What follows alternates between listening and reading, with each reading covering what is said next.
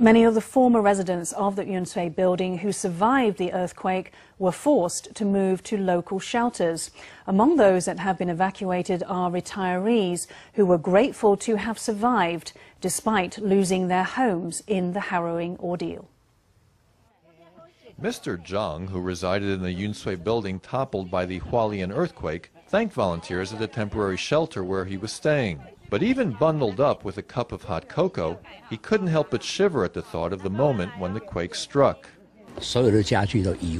All of the furniture shifted as the room tilted 55 degrees and the floor of my home turned into the face of a mountain. The first time I tried to climb it, I slid back down, and the second time too. Finally, the third time I managed to get to the window and grab it, only to lose my grip and fall back down again. I had a flashlight on me, which I used to signal through the window that I was there.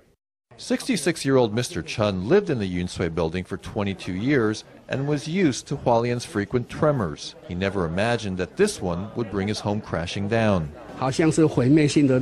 It seems like it was a destructive earthquake. Before I was able to escape, all of the furnishings seemed to fly up in the air and the TV hit me in the head, though I didn't bleed. I did my best to go open the back door, clearing away all the stuff there so I could climb out. On the balcony from this 6th-floor apartment, you used to be able to see quite a distance, but now the road was right in front of me. That's when I knew how serious the situation was.